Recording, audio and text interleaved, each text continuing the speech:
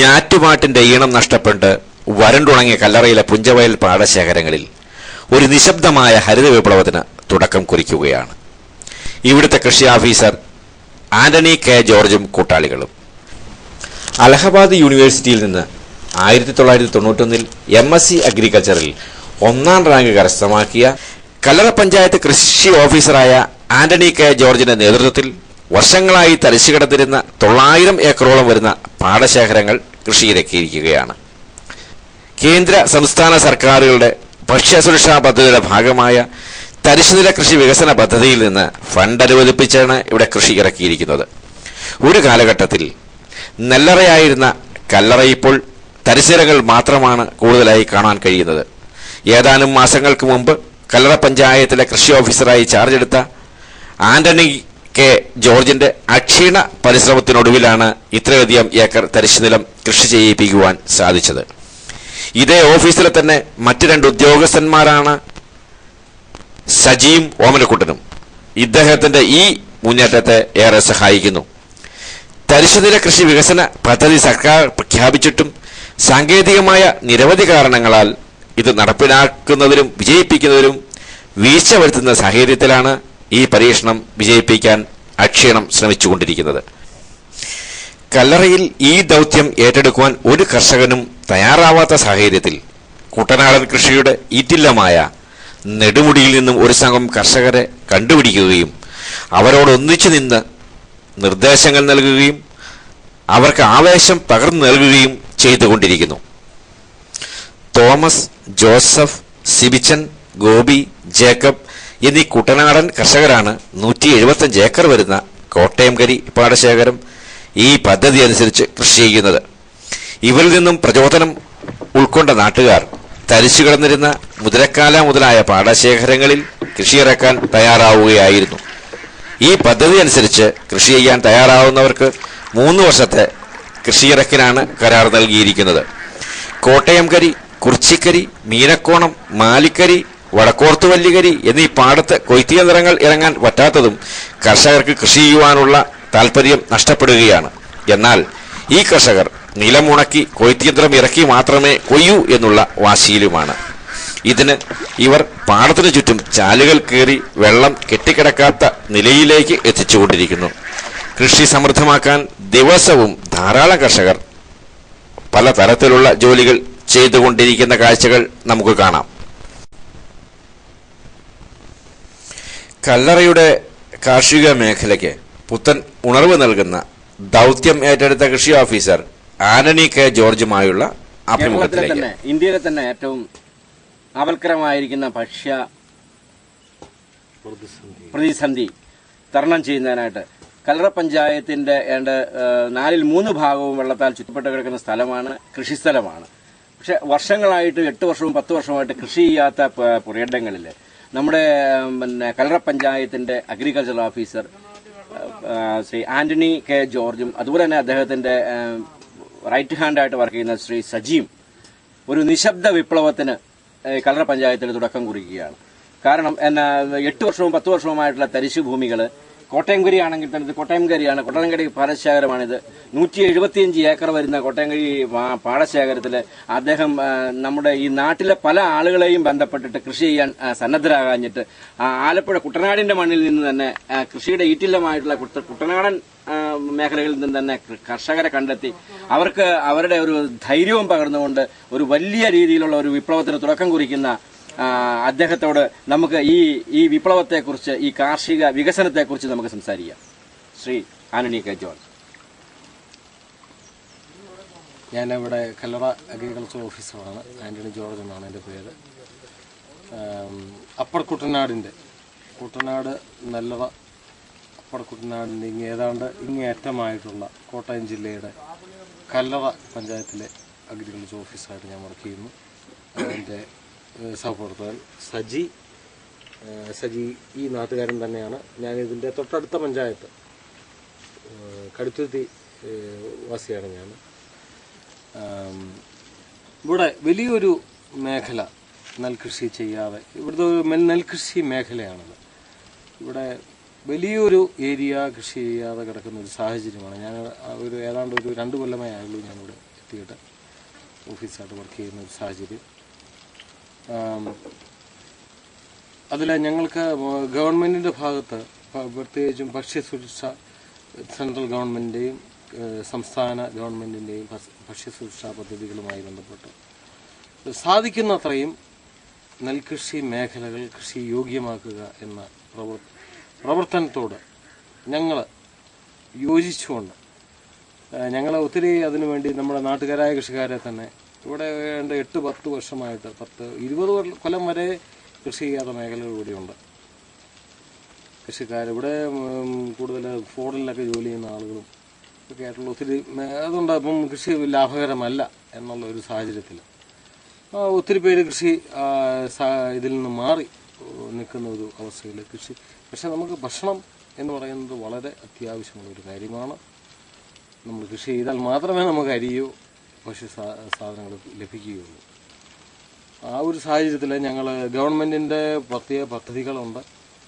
പക്ഷെ അതിന് പറ്റിയ ആളുകൾ നമ്മളിവിടെ വരണം, ചെയ്യണം. നാട്ടുകാരെ നമ്മൾ ഒത്തിരിയധികം ആളുകളെ ഇതിൻ്റെ പാടശേഖര സമിതികൾ ഇവിടുത്തെ ഇതിൻ്റെ ഉടമസ്ഥരായുള്ള കർഷകർ അവരുമായിട്ടൊക്കെ നമ്മൾ ബന്ധപ്പെട്ടു. കുറേ ആളുകൾ ഇവിടുത്തുകാരായിട്ടുള്ളവർ രംഗത്ത് വന്നിട്ടുണ്ട്. അതോടൊപ്പം വലിയ മേഖല വലിയ ഏരിയ ആയി കിടക്കുന്ന പാടശേഖരങ്ങൾ ചെയ്യാനായിട്ട് അവർ തയ്യാറാകുന്നില്ല. കാരണം പലരും ഇതിൻ്റെ ഉടമസ്ഥർ പലരും ഇവിടെ ഇല്ലാത്തവരാണ്. ഇവിടെ സ്ഥലം വാങ്ങിച്ചിട്ടിരിക്കുന്ന ആളുകളുണ്ട്, വെളിയിൽ പോയിരിക്കുന്ന വിദേശത്ത് വർക്ക് ചെയ്യുന്ന ആളുകളുണ്ട്. അവരെ സംബന്ധിച്ചിടത്തോളം കൃഷി ചെയ്യാന്നുള്ള ഒരു അത്യാവശ്യമില്ല. അപ്പം ഞങ്ങൾ ഇതിന് എന്ത് പോംവഴി സാധിക്കും? പ്രത്യേകിച്ചും ഞങ്ങളുടെ ജില്ലാ ഓഫീസർ, പ്രിൻസിപ്പൽ കൃഷി ഓഫീസർ ഞങ്ങളുടെ ശശികുമാർ സാർ, ഞങ്ങളുടെ deputy director Ajeev Kumari madam, അതുപോലെ RKVY പദ്ധതിയുടെ സുരേഷ് സാർ ഡെപ്യൂട്ടി ഡയറക്ടറായിട്ടുള്ള, അതുപോലെ ഞങ്ങളുടെ അസിസ്റ്റന്റ് ഡയറക്ടർ ആൻസി ജോൺ, ഇവരുമായിട്ടൊക്കെ ഞങ്ങൾ ആലോചിക്കുകയും ഞങ്ങൾ അതിന് വേണ്ടിയിട്ടുള്ള ഒരു കൃഷി ചെയ്യാൻ താല്പര്യമുള്ള കർഷകരെ കണ്ടെത്തി അവരെ കൊണ്ടുവരിക എന്നുള്ള ഒരു സാഹചര്യത്തിൽ അതിന് ഞങ്ങൾ പലതരത്തിലുള്ള ബന്ധപ്പെട്ടു.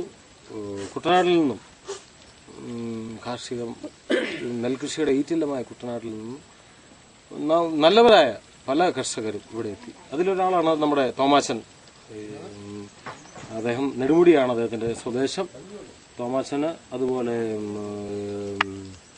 സിബിച്ചൻ വെളിയിലാണ് അല്ലേ, കൈനടിയിൽ നിന്നുള്ള സിബിച്ചൻ, അതുപോലെ സജി വെളിയിനാടിനുള്ള സജി, സന്തോഷ് നെടുമുടിയിൽ നിന്നുള്ള സന്തോഷ്, ജോസപ്പൻ കൈനകരി എടുത്തു പറയേണ്ട കർഷകരാണ്. അവരവിടുന്ന് ഇവിടെ എത്തുകയും സുധാകരൻ കൈനകരി സദാനന്ദൻ, അതുപോലെ കുറേ കർഷകരെ നമുക്കിവിടെ എത്തിക്കും.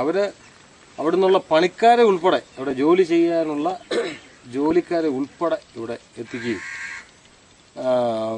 ഇവിടെ നല്ലൊരു പ്രവർത്തനം, സത്യത്തിൽ സ്വപ്ന തുല്യമായ, എൻ്റെ ഒരു കഴിവായിട്ടോ ഞങ്ങളുടെ ഒരു ഓഫീസിന്റെ കഴിവായിട്ടോ ഞങ്ങൾ കരുതുന്നില്ല, അതിനെ സ്വപ്ന തുല്യമായ ഒരു പ്രവർത്തനം ഞങ്ങൾക്കിവിടെ നടപ്പാക്കാൻ സാധിച്ചു. ശ്രീ തോമസിനോട് എനിക്ക് പ്രത്യേകിച്ചും നല്ലൊരു കർഷകൻ, അദ്ദേഹത്തിന്റെ ഒരു പ്രവർത്തനം വലിയ മാതൃകാപരമായിട്ടുള്ള, കാരണം ഇവരുടെ പ്രവർത്തനം തുറന്നു പറയാൻ ആഗ്രഹിക്കുകയാണ്. ഇവരുടെ പ്രവർത്തനം നാട്ടുകാരുള്ള കർഷകരിൽ പോലും വലിയ ഒരു ചലനം ഉണ്ടാക്കിയിട്ടുണ്ട്. മുതിരക്കാല പാടശേഖരം എന്ന് പറയുന്ന മുതിരക്കാല പാടശേഖരം ഏതാണ്ട് 85 ഹെക്ടർ, എത്ര വരും? 234 ഹെക്ടർ,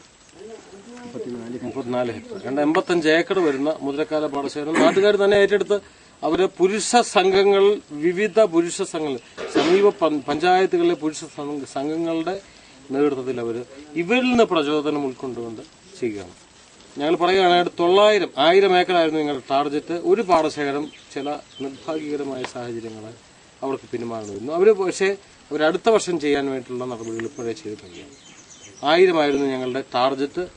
ഞങ്ങളുടെ ആരും അസൈൻ ചെയ്തു തന്ന ടാർഗറ്റ് അല്ല, ഞങ്ങൾ തന്നെ എടുത്ത ടാർഗറ്റ്.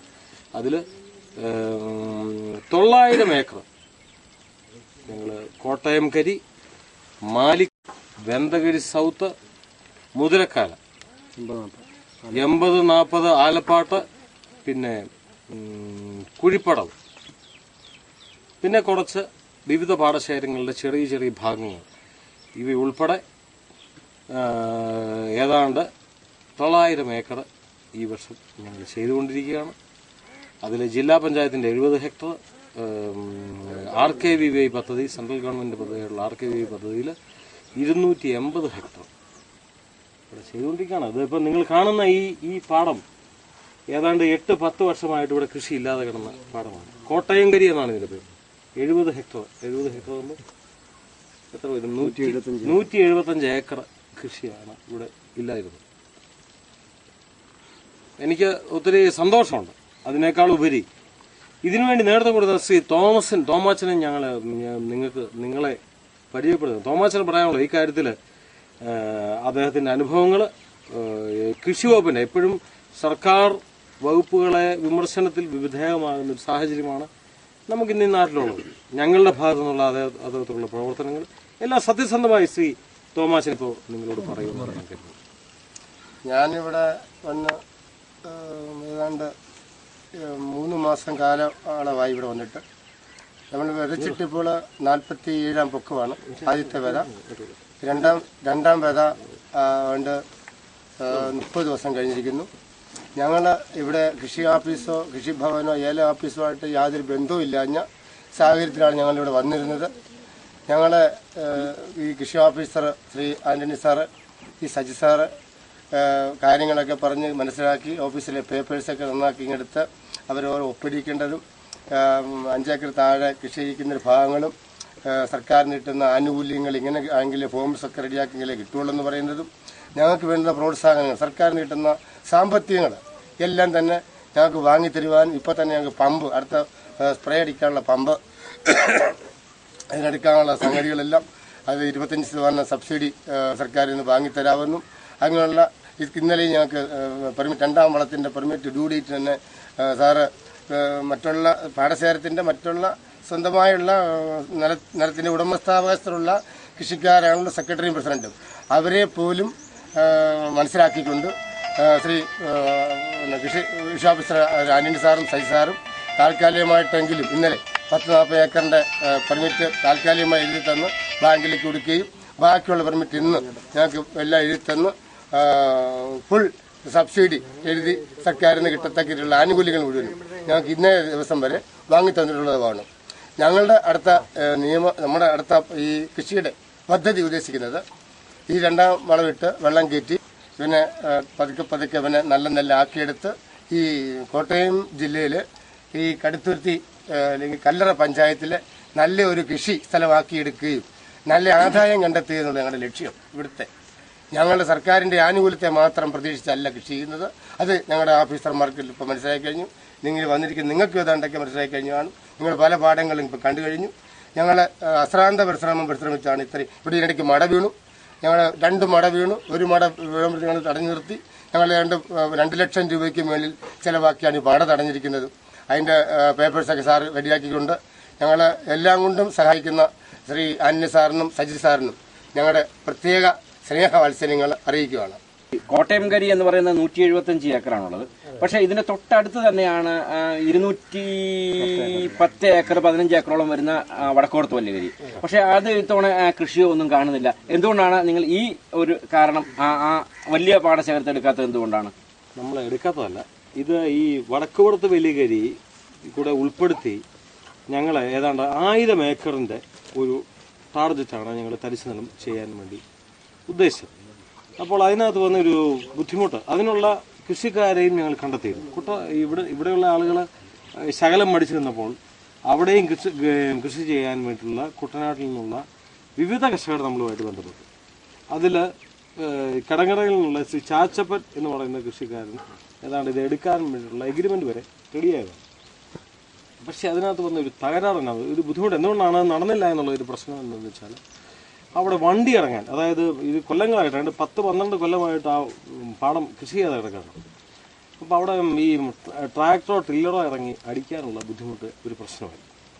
അപ്പോൾ അത് ചെയ്യേണ്ടത് എന്നാന്ന് വെച്ച് കഴിഞ്ഞാൽ ഈ വേനൽക്കാലത്ത് മരുന്നടിച്ച് കളകൾ ഉണക്കിയതിന് ശേഷം പാടം ഉണക്കി അവരടുത്ത കൃഷി ചെയ്യാൻ വേണ്ടിയിട്ടുള്ള ഒരു സംവിധാനത്തിലേക്കാണ് അത് ചെയ്യാൻ പറ്റുന്നത്.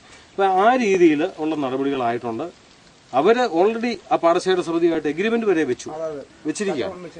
ചാച്ചപ്പൻ നമ്മുടെ ഒരു അടുത്ത സുഹൃത്താണ്. ചാച്ചപ്പൻ വളരെ ഇൻട്രസ്റ്റ് ആയിട്ടുള്ള കൃഷിക്കാരനാണ്. ഈ പ്രാവശ്യം കൃഷി ചെയ്യാൻ പറ്റാത്തതിൽ വളരെ വേദനയും പക്ഷേ അത് സാധിക്കുമെങ്കിൽ അടുത്ത വർഷകൃഷി തന്നെ ചെയ്യാൻ വേണ്ടിയിട്ടുള്ള നടപടികൾ ഇപ്പോൾ തന്നെ ആരംഭിച്ചിരിക്കുകയാണ്.